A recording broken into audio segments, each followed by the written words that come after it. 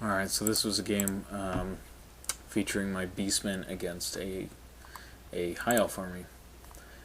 So the left side of my deployment, I have 5 Raiders with Musician, my Herdstone, 2 Shadow level 1s, equipped thusly, 5 Harpies, then I have 30 Bestigors with full command and the standard discipline, who has my general in there, who's a beast level 4, kitted out like so. And then I have 20 Ungors with full command, and they have my wild level 4 in that unit. And then I have 45 Gors full command with the Beast Banner Battle Standard Bearer. And then I have 5 Gors, which are representing a Harpy unit. I don't know why I'm not using my actual Harpy models. And then I have my unit of 6 pigs here on the right. So the High Elf army has 6 Dragon Princes with a Musician, 12 Archers, a Death level 4 in the White Lion unit, a Metal level 2 in this unit of 21 Archers with Standard and Musician, an Eagle in the rear. And then over here he has another unit of 25 White Lions with his Battle Standard, who's got 2 up armor, 5 up war, great weapons, so basically standard High Elf BSB there. Another Eagle and another unit of 12 Archers. The scenario we're playing has these 40 mil circular bases are objectives that are worth 300 victory points. And so the High Elf movement phase, the first turn looks like so. He's just basically just kind of moving his White Lions at me to get some points. Right side looks like thus. Doesn't want to move the Dragon Princes up too far, so I can charge him with my pigs. In his magic phase, he gets Soul Blight off on the Bestigors in an attempt to draw out some Dispel dice, and then he also does 2 wounds to my General level 4. So pretty good magic phase for him. So here's the left side of the board at the end of the Beast's first turn. I basically just kind of shuffle my Bestigors over and move my level 4 to get a good front arc for some spells, and just basically shuffle stuff around to get range for spells and things like that. Over here, I move the pigs up a little bit, keeping them back so that they're not an easy charge for the Dragon Princes. The Gore Horde is going full speed at one of the White Lion units because basically that's just a good matchup for me because the Gore unit has the bodies. They can charge in, the White Lions will kill loads, but the Gore unit will basically just finish them off. And then I'm keeping the Harpies on the flank of the Gore unit so that if he charges the Dragon Princes into the Harpies, he can't overrun into the Gore unit. But if he charges the Dragon Princes into the Gore unit, he's only going to get like 1 dude in base contact, and I'll basically win the combat on static res. And then in the magic phase, I go ahead and summon a Gorgon, in addition to some death snipe spells on his BSB, which were ineffective this turn.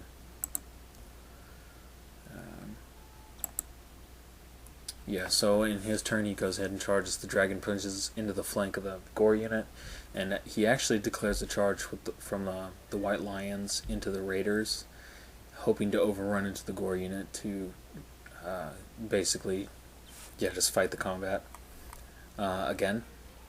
And as you can see, the White Lions fail to charge. So that's pretty good. I mean, it's alright. It's not really a big deal.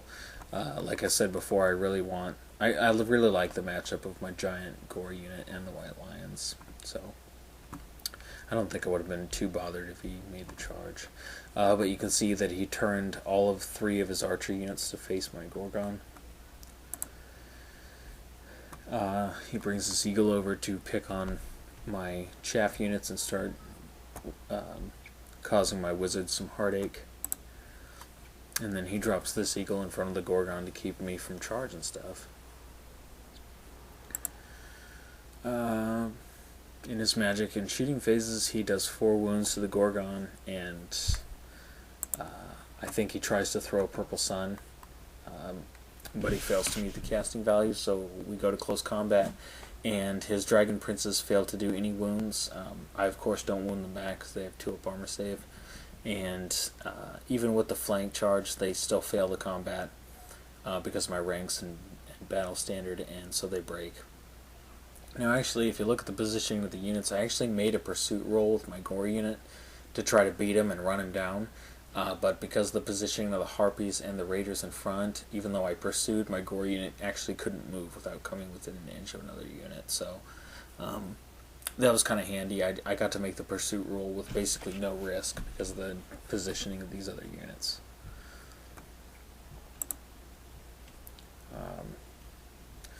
Let's see. So this looks like my next turn. Basically, just kind of shifting the Ungor bunker to give the wizards that are hiding in it kind of line of sight to this eagle on the left here, so they can zap it with some magic missiles and stuff. And then I drop my harpies in front of the White Lion horde so that he can't get into my Bestigor unit. So I'll have another turn or so to magic him down. And then over here, I charged with my Raiders and my Gore unit into the White Lions, but I only made it with the Raiders. The Gores failed, so they end up like so. My Harpies I charge into the flank of his archers who are shooting at the Gorgon, so I'll try to clean them up. And then my pigs, now that the Dragon Princes are fleeing, my pigs are basically free to just move up so they can help the Gore unit take down those White Lions. So this looks like it was taken at the end of my next turn. At the end of the close combat phase. The archers passed their break test against the Harpies, and my Gorgon kills the eagle that was redirecting it, surprisingly.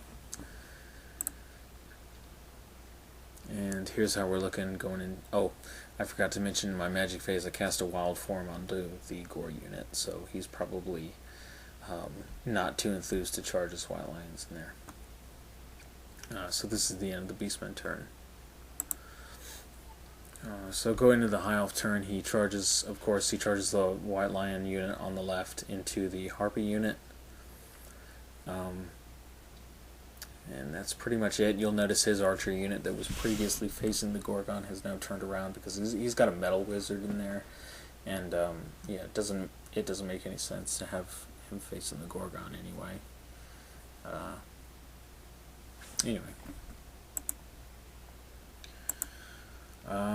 I think it was, these are just more pictures of how we're looking over here. Magic is pretty unexciting. Basically, I'm just stopping the death snipes that he's doing on my BSB, and he's throwing dice at purple suns and stuff like that, and I'm not really worried about it. I just stop the death snipes on my BSB.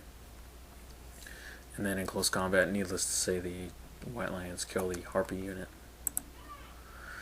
So as we go to my next turn, I declare charge with the Gore unit, my big Razor Gore unit, and the Gorgon all into this White Lion unit. And that's the one with his death level 4 in there, so really important that I get rid of that unit.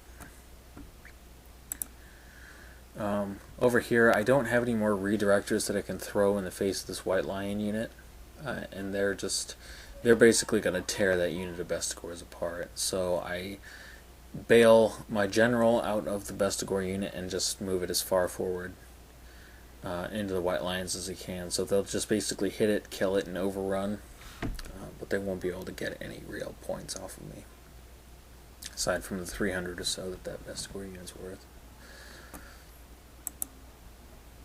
Over here, I am successful in magicking away that eagle, which is nice. Alright, and then I'm also able to cast Wild Form on the Gore unit, because now actually I think all 4 of my wizards are in range of the Herdstone, so I have a lot of power dice to work with. So Wild Form the Gores, so things are looking pretty bleak for that White Lion unit. At the end of the combat, the Gores overrun into the Archer unit, and then my Gorgon overruns D6 inches. And actually, I would have preferred not to pursue with the pigs, as you'll see in a minute, but I kind of had to because he had an ethereal death wizard, and so if I didn't kill him on the pursuit roll, I was never going to get him. So I think it was a good move to pursue with the pigs, even though it's going to cost me fairly dearly here in a second. So here's how we're looking going into the High Elf next turn.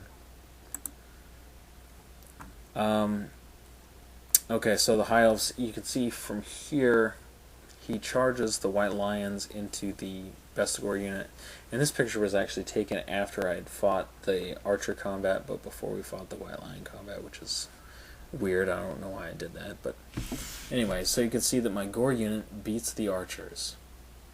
Instead of pursuing, I reform so that I can charge the White Lions after they beat the Bestigor unit.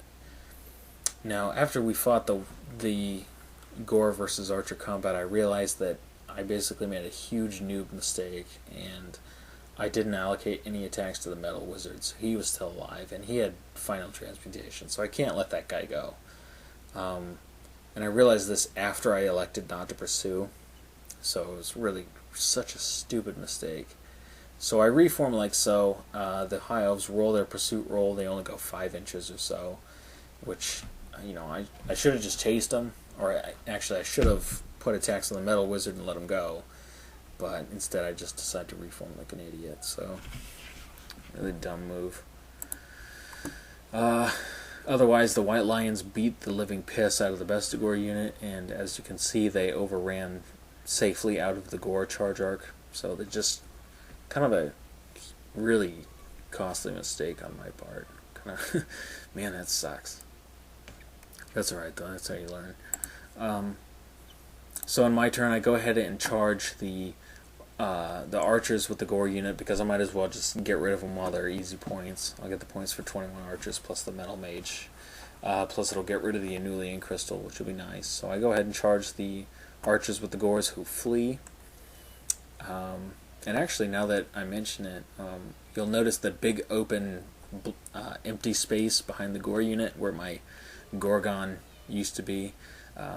In his previous shooting phase, he took the last 2 wounds off the Gorgon with his Archers, and losing the Gorgon caused the pig unit to panic and then run off the table. So that's why that is a big empty space now. Anyway, where were we? Oh yeah, so the Gores charge the Archers and end up like so. They complete the charge, and I take the reform like so. And then down here I bail all of my wizards out of the Ungor bunker, because it's like the 5th turn and he's still got time to do something if I play sloppy, so I just hop all the wizards out so he can't get them, and then just throw the Ungor bunker in his face so he has to charge it. And then in the magic phase I summon another Gorgon. And yeah, so we go to the High Elf turn, and basically he's got no wizards and very little shooting, so we just go to close combat. So he charges the Ungor unit, and needless to say, just kills a ton of them. I still get 7 make it away though, which is fine. So I think this is my last turn, so I go ahead and just move the Gorgon in front of the White Lion unit.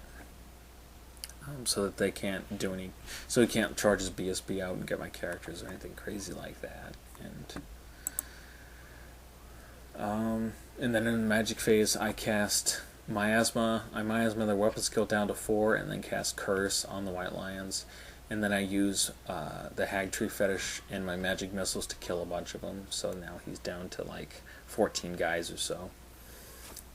So now he's hitting on 5s re-rolling, so now it's very unlikely that he'll actually kill my Gorgon. And hopefully my Gorgon, when he charges in, will be able to kill his BSB. So in the High Elf final turn, of course, he charges his charges the White Lions into the Gorgon, and unfortunately I'm not able to kill his BSB, but he's unable to finish the beast off. So here's how the table's looking at the end of the game. Pretty substantial victory to the Beastmen, and it was actually a lot of fun using the Lore of the Wild level 4 and summoning Gorgons and stuff, because that's just a model that I never get to use. So it actually was a lot of fun. So if you haven't tried that, I would definitely give it a go. But anyway, so that was the game, and I hope you guys enjoyed the report. I'll catch you guys later.